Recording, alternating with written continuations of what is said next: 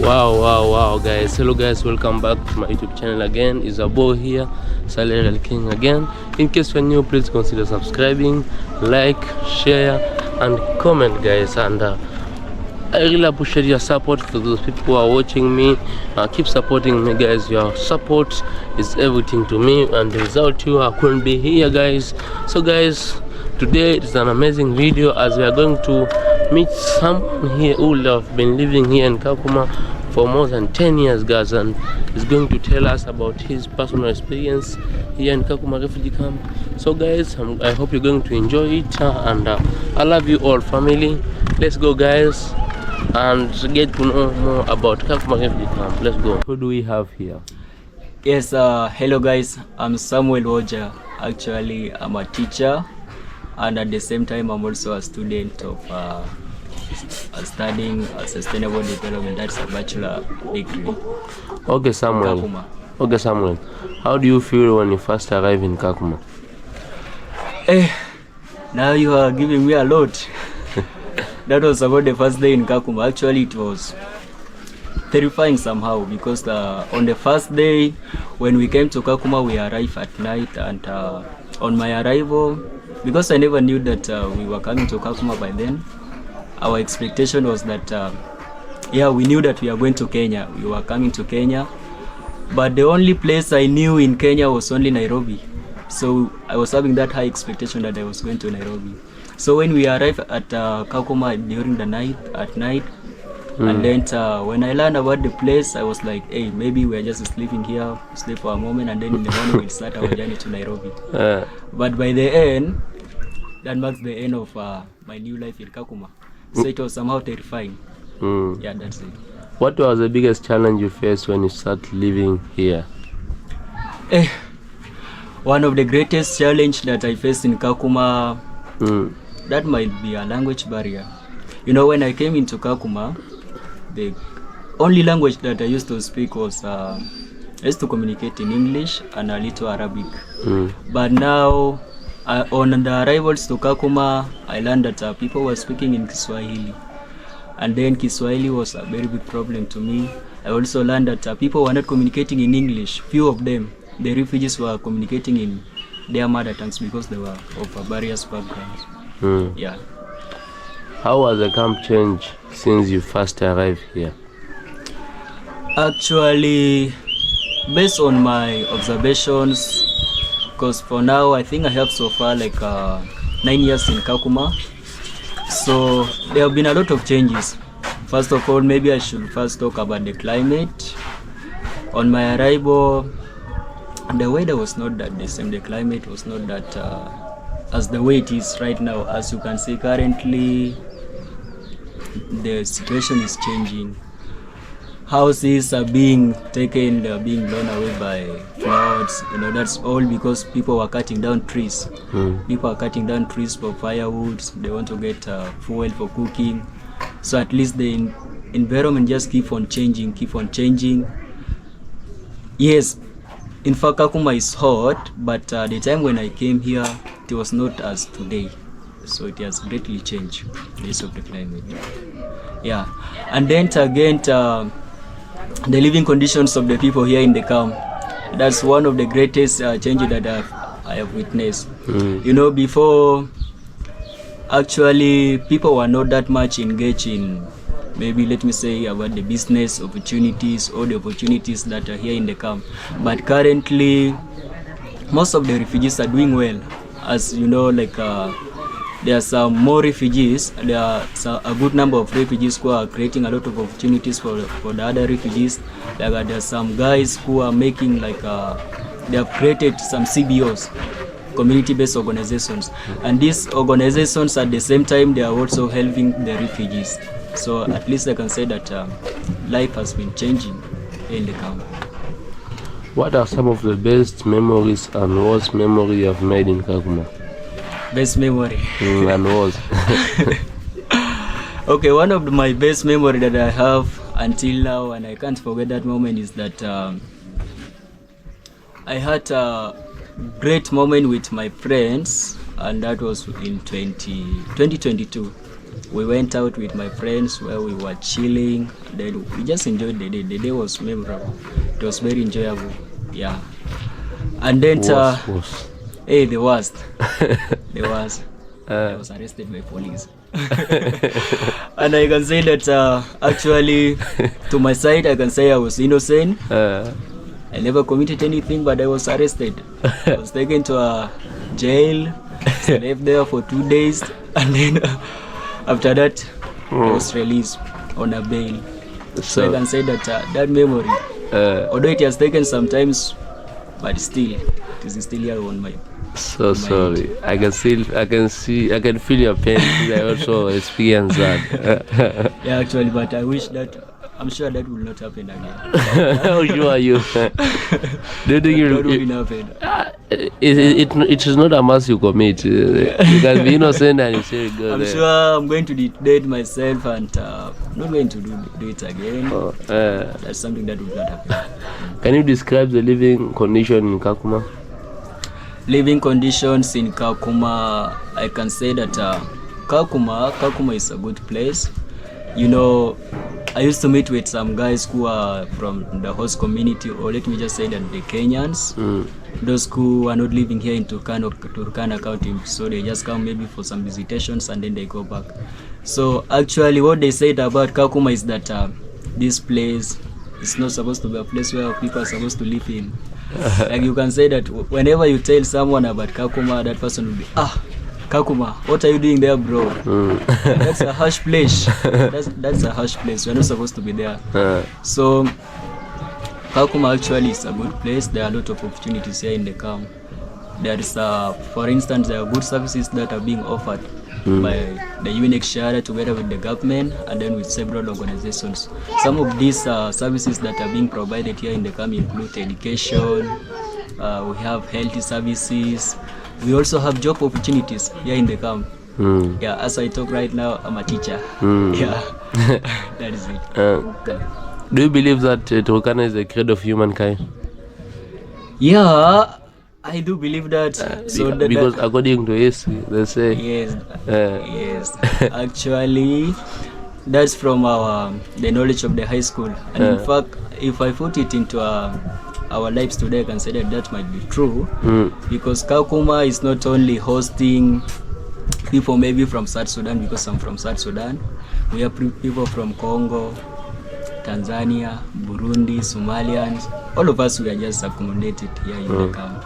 So I can say that Kakuma, with just that story of being that it is a man credo, I can just say that it is true. Yeah, I do believe. What kind of support did you receive when you first came to the camp? First support I received, that was at the reception center. The reception is being managed by LWF, that is Lutheran World Federation.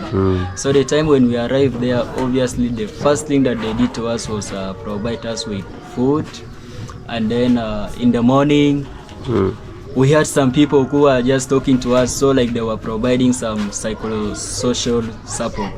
Yes, so that was the first aid that I got. How do you assess healthcare service in Kakuma? Sorry? How do you assess healthcare service in Kakuma? Healthcare services, yes. When we talk about the health services here in the camp, it is free of charge. It is being provided by an organization, but currently they are working together with the government of Kenya, that is IRC, International Rescue Committee. They are the one offering healthcare services to the refugees. Not only the refugees, but together also with the host community. Yes, and it is free of charge. What type of food are commonly available here? Common food. Which are mainly available? You know, for us, the South Sudanese, we do engage ourselves with vegetables. But for most of us, the refugees here, actually, the most common food, there are a lot of foods.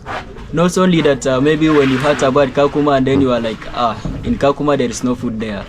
Yeah, every kind of food that maybe the guys who are at the country, they used to eat there, we also have them here in the camp, like the vegetables, we have fruits, all these kind of foods, we have them here in the camp. It is just that we can't plant Days of planting, farming is there in Kakuma. People do plant, people are doing farming, but That kind. yeah, that's because of the weather in Kakuma. What are the main activities or job available in Kakuma? The main job opportunities. Okay, here in Kakuma, I can say that most of the people, let me put a good example of the refugees. Most of the refugees, they're being engaged in doing some businesses whereby they open some shops, and then others, they create their own employment, like that's self-employment. So they just engage themselves on those activities, selling, yeah. And then we have also some guys who are like they have some skills, so we have freelancers here in the camp. We have those guys with their skills, and then they do freelancing. So with that, they also create some opportunities for themselves. Is there any recreation facility or activities that you enjoy in Kakuma? Wow, yes, a lot of them actually. I used to play football as part of my recreational activity, but I left it due to some personal issues. And then currently, I used to play basketball, but not that much, just during my free times. And it is one of the best enjoyment. I do enjoy it, yeah. How safe do you feel living in Kakuma? Living in Kakuma, how safe am I? I do feel safe for now. I'm safe. Yes. For now you're safe. Living in Kakuma, most of the refugees usually they do complain of insecurity, whereby maybe someone gets attacked maybe at night, but yes, these cases are there. But I can say that the government of Kenya, together with the UNHCR, they are playing a greater role in providing security to the refugees and the host community. So I do feel safe in Kakuma. Yeah. What is the relationship like between people of different culture or background in Kakuma? Wow. The relationships. How is it like? I'm a South Sudanese, we have Somalians, our neighbors are from Burundi. So that's one of the best part. We do enjoy, like we do interact. I'm even learning a lot. Like for now I know how to speak in Burundi. I have learned some Burundi, I have learned some Somalians, and then some of the cultures also I have learned them. So at least we do interact with them a lot. So you know how they live, how the language they speak. About their lives. So do you speak Swahili also? Kiswahili, I know it because Swahili is for Bantu people. I can just say that it is for all the people in East Africa, but yeah, all of us we do communicate in Kiswahili right now. It's one of the common language. Yeah, it's all because you're living in Kakuma. Yes, definitely. Are there any organization or programs that have significantly impacted your life here? Organizations that have significantly impacted my life, yes. Yeah, when I came here into Kakuma, I was a kid by then, and I was at a primary school. Currently, I've completed my high school, primary school. I'm now pursuing my degree. And then all this is all through the help of the organizations here in the camp. For instance, we have the LWF, which is now playing a greater role in providing education to learners, that is in primary school. And then we also have the JRS, that is the Jesuit Worldwide. The Jesuit Refugee Services, which is offering education to high school. And then we have these organizations like the IRC, as I have mentioned before, which is offering free healthy hair services to the refugees. We have the UNHCR, we have the WAP. All these organizations, they are playing greater roles in our lives as refugees. How has your perspective on life changed since living in Kakuma? Life in Kakuma. How has it changed your perspective on life? Actually, living in Kakuma, my perspective on life has changed greatly. Before, when we arrived to Kakuma and when I see the environment of Kakuma, I was like, hey, maybe this marks the end of our lives. Yes. But the more I just stayed here for all these years, now I have learned that life is not actually about the environment that you are in, but it is the opportunities that is around you. the moment you see an opportunity, you can just grab it, and actually it can make a lot of changes on your life. So that's what I learned about living here in Kakuma. Yeah, living here in Kakuma. What roles does education play in the camp? What roles does education play in the camp? The role that education plays here in Kakuma refugee camp. Actually, all of us, like there is one of the saying which goes that education is the key. Yeah, so it has opened door. So using that example, I can say that education, it has a lot of advantages to the people. Like let me just give one example. When I came into Kakuma, most of the refugees here in the camp, they were like they seems to be violent, and I can say that because maybe people were traumatized because of the situations they have undergone through back in their homes, maybe the conflicts or whatever. So you realize that people were not able to live together. Like most of the time there were a lot of conflicts in the camp. People were community versus community. You realize that people are fighting. But now because of this education, right now we are good. We are staying well. Like that's all because of education. So there is at least peace. People can go to conflict, and then because of education they can reconcile again. What are some of the things that you think they need to be added to the education system here in Kakuma? Okay, actually education here in Kakuma, what do you think people should add to it so that it can be best education ever? Because most of the people outside there, they consider education here in Kakuma is how can I say it? it's a bit low. Yeah, it's low, and compared to those people who learn at maybe down country there, yeah, they say our education is not it's not promising. Actually, that might not be true, because here in the camp we have these guys we have a lot of guys who are performing well. Yeah, they're topping up in the country even. We have some guys who are scoring A clean during the national examinations. So that perspective of saying that education here in Kakuma refugee camp is very low, that's not true.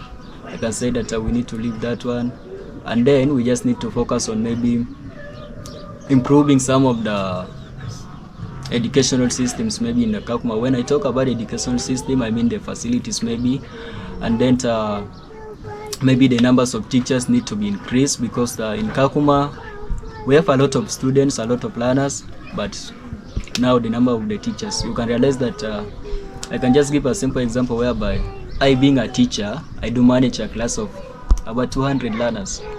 Now you can just imagine that. And all those 200 learners, they're expecting to get a quality education. So education cannot be quality when the teacher himself or herself is not providing that education in a good or safety environment. So I mean, like the number of the learners, it is very high than the teachers. So one of the things that they can add maybe to the educational system here in the camp is maybe employing more teachers. Can I say that? Yeah, you can. Then maybe they can train them. Training. So what advice will you advise a student who study here in Kakuma refugee camp?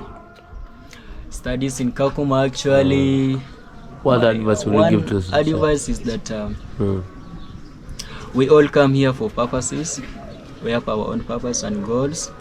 We rent our homes because of maybe conflicts, insecurity.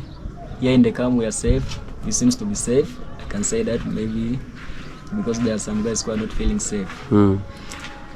They need just to top up on the education. It is through this education that we believe our lives are going to change.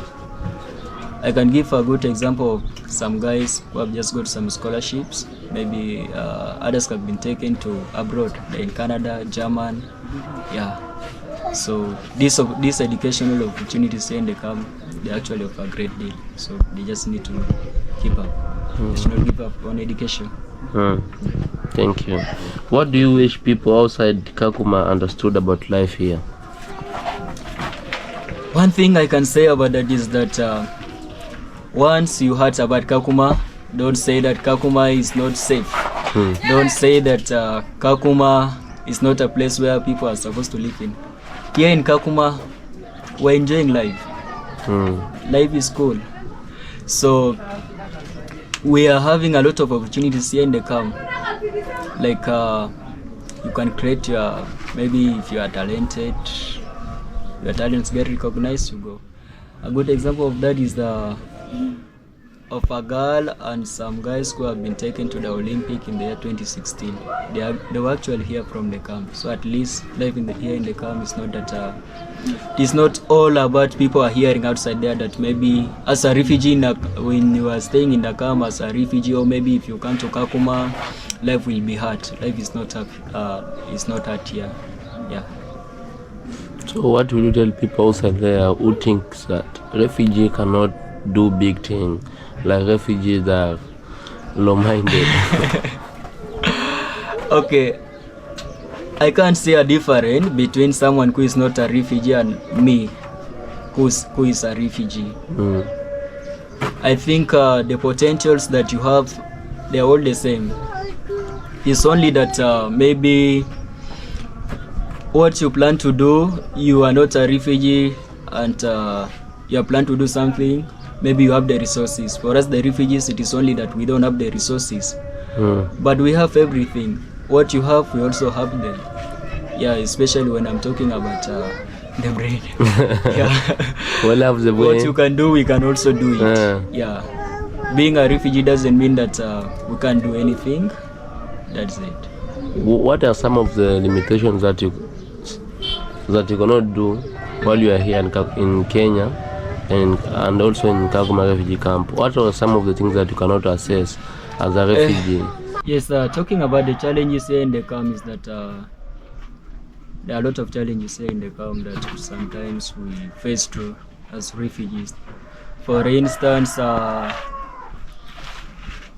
getting some services or accessing some of the services here in the camp is very challenging most of the time. For instance, I'm a freelancer, a digital marketer, but now for me to get approved in the freelancing platforms, I need a KRA pin. That's where maybe I can get paid well.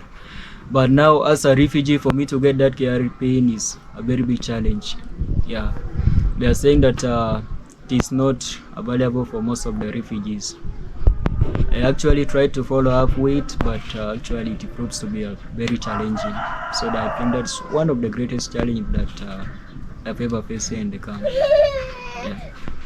Have you faced any specific challenge as a result of living in Kakuma? Yeah, there are a lot of challenges that I've faced, but specifically the main one that I see that it is actually traumatizing me and I'm not that happy with it is this issue of the KRA pin, because I see to myself that I'm supposed to improve on this one through the freelancing with these digital skills. I hope that I'm at least going to make out of this camp. Maybe I'm going to get rich probably, but now the use of the KRA pin is now blocking me. So it has actually you cannot be proud of money. Yes. So it is like now that is of being my dream of being a rich man, it is just going to end up as a dream, just because of this days of the KRA pin. So yeah, so that's one of the greatest specific challenge that I face here in the camp. What opportunity have you discovered while living in Kakuma? There are a lot of opportunities here in the camp. Like I can first give the first one of grabbing maybe the opportunities whereby you can create something for your own. I mean, if you are talented in something, actually you can get recognized, and then they support you. There are a lot of organizations that are supporting. For instance, the time when I started being interested in digital marketing or in the digital skills, there's an organization that is a DRC, Danish Refugee Council, and then plus the Norwegian Refugee Council, that's NRC.